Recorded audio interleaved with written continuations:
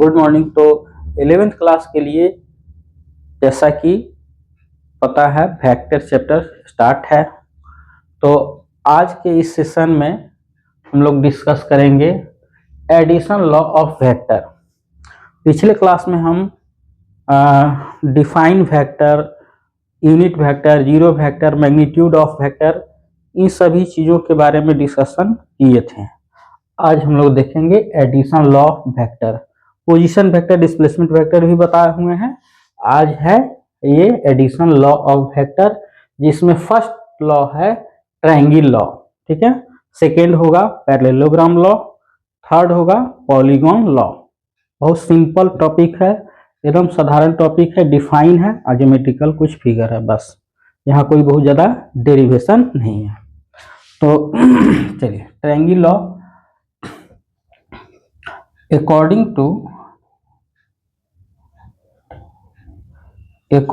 to this law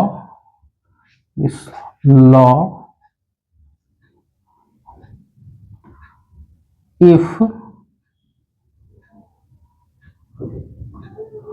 two sides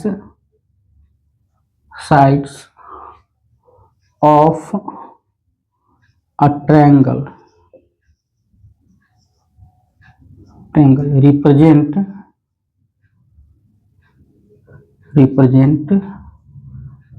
two vectors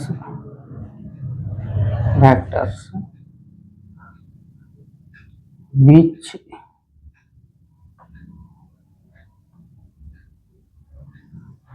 is in same order,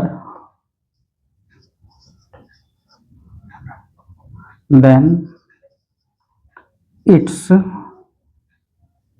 third side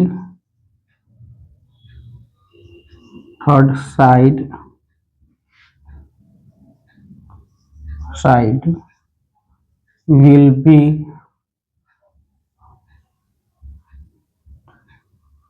resultant of both vector. ये एक line का नियम है, definition है। ये कहता है अकॉर्डिंग टू दिस लॉ, इस नियम के अनुसार यदि किसी ट्रायंगल का, कोई भी ट्रायंगल हो, ये ट्रायंगल हम ले लिए, इस ट्रायंगल का कोई दो साइड यदि दो वेक्टर को रिप्रेजेंट करती है जो कि सेम ऑर्डर में हो, तो उस ट्रायंगल का थर्ड साइड जो होगा दोनों वेक्टर के रिजल्टेंट के बराबर होगा। कहने का मतलब, मान लीजिए कि एक वेक्टर ये है, एक वेक्टर ये है और एक वेक्टर ये है। ऑर्डर का मतलब क्या हुआ? ऑर्डर का मतलब हुआ कि जैसे एक वेक्टर का ये हेड है और दूसरे वेक्टर का ये टेल, ये ए वेक्टर है, ये बी वेक्टर है। अभी दोनों का एडिशन जो होगा ये क्या बन जाएगा? ऐसे ये रिजल्टेंट क्या होगा? ये होगा। क्लियर? यदि ए है, ये बी है, तो ये सी जो होगा इसका रिजल्टेंट होगा। ये दोनों का एडिशन ये होगा।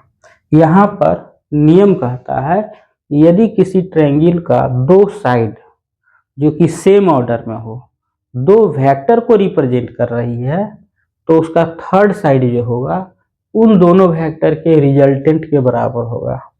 सपोज कीजिए कि यह पी वेक्टर है, ये क्यू वेक्टर है और ये आर वेक्टर है, ठीक है।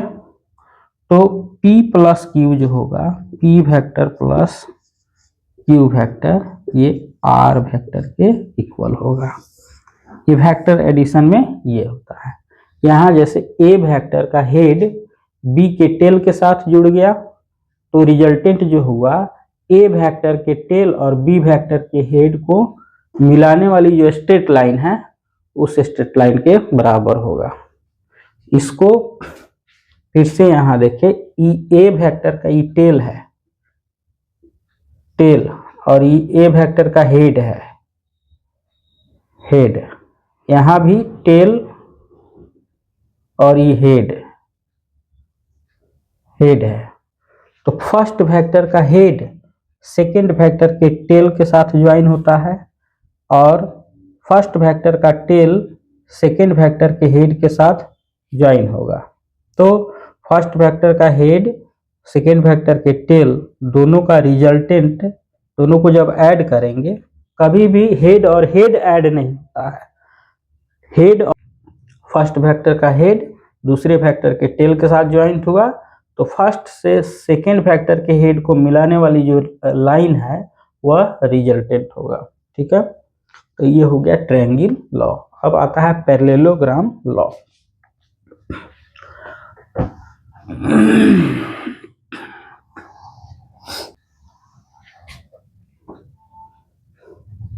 सेकेंड है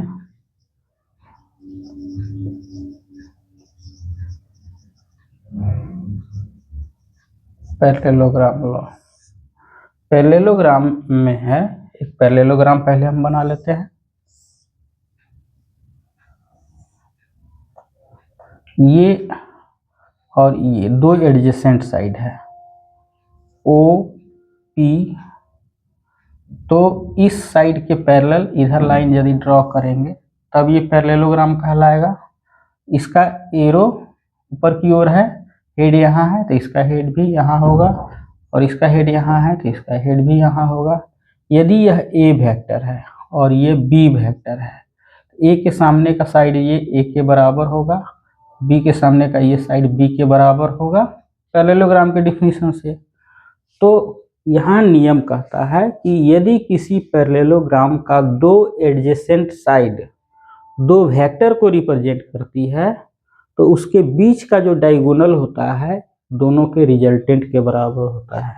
यानी ए और बी के बीच जो डायगोनल हम ड्रॉ करेंगे ऐसे, यह डायगोनल ए और बी के रिजल्टेंट के बराबर होगा। इधर से देखें, यहाँ ट्रायंगल लॉ भी हम अप्लाई करके देख सकते हैं। इधर से इस ट्रायंगल में हम अप्लाई करें तो इसका हेड इसके टेल से जुड़ा हुआ है, तो A plus B is equal to ये होगा A vector plus B vector. इसको कवर कीजिए, नीचे से देखो B plus A is equal to ये वेक्टर, यानी ये हो गया B vector plus A vector. यानी ये कम्यूटेटिव लॉ को फॉलो करता है, एडिशन के कम्यूटेटिव लॉ को फॉलो करता है। तो अब यहाँ स्टेटमेंट इसका जो लिखना है ये लिखेंगे, if two adjacent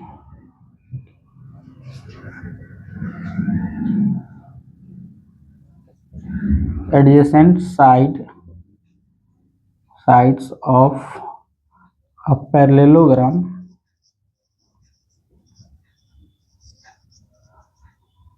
represent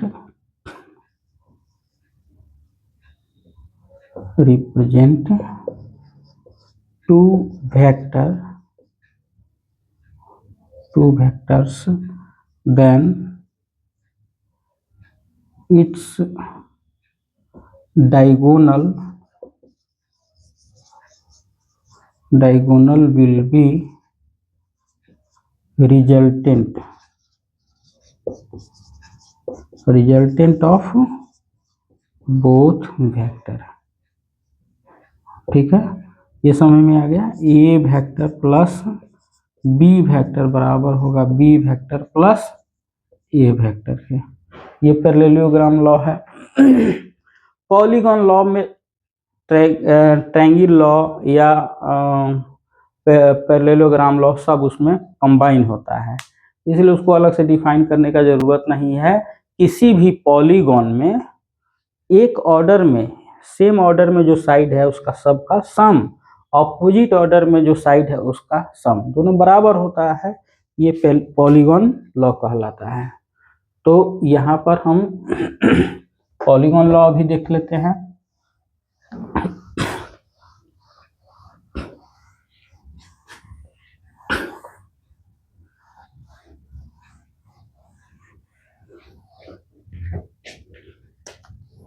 third,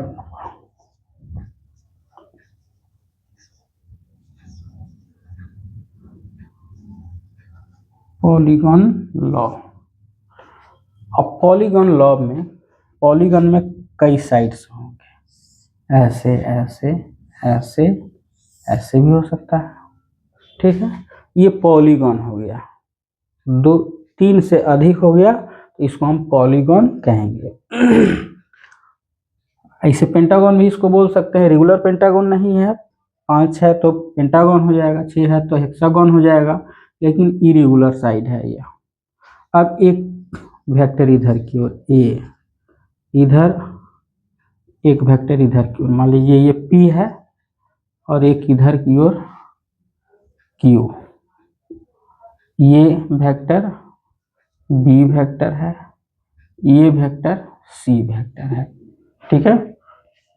इस सभी वेक्टर इसमें इस फिगर में दिख रहा है कि P Q ये दोनों सेम ऑर्डर में है, फिर A B C ये तीनों सेम ऑर्डर में है। क्यों सेम ऑर्डर में है? A वेक्टर का हेड B वेक्टर के टेल से जुड़ गई, B वेक्टर का हेड C वेक्टर के टेल से जुड़ा हुआ है, तो इस तीनों को हम सेम ऑर्डर में कहेंगे। इधर से देखें, P वेक्टर का हेड Q वेक्टर के टेल के साथ जुड़ा हुआ है, तो P और Q सेम ऑर्डर में हुआ। अब इसमें 2 ऑर्डर हो गया, तो इसको यदि हम सेम ऑर्डर में कहेंगे तो ये अपोजिट ऑर्डर में होगा, या इसको हम सेम ऑर्डर में कहेंगे तो ये अपोजिट ऑर्डर में हो जाएगा तीनों। तो इसमें स्टेटमेंट दिया जाता है इन अ पॉलीगन, इसमें हम लिखेंगे in a polygon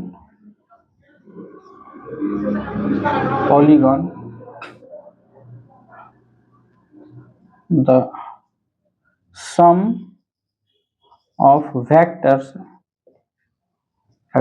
which is in same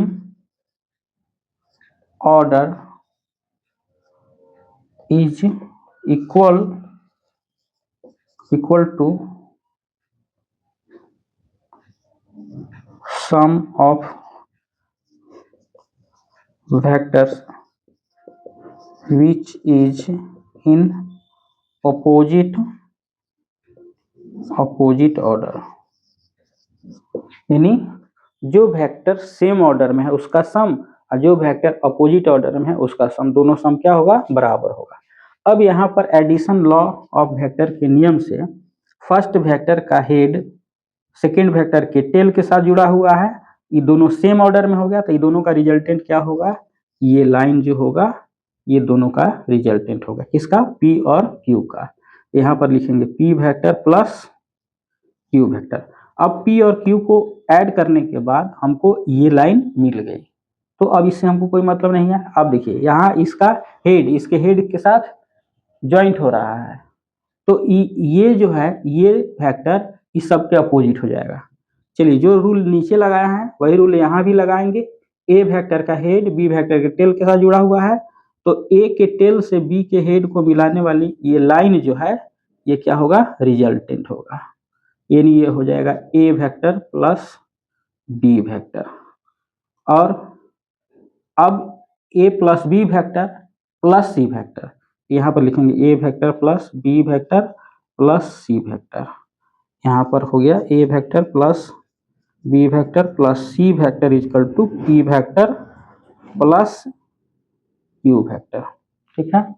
line कितनी लंबी है कितनी छोटी है उससे कोई मैटर नहीं करता है। यहाँ कई वेक्टर मान लेते हैं सभी वेक्टर सेम ऑर्डर में है, रेगुलर हेक्सागन में सेम ऑर्डर में है, तो सभी वेक्टर का सम कितना होगा? 0 हो जाएगा।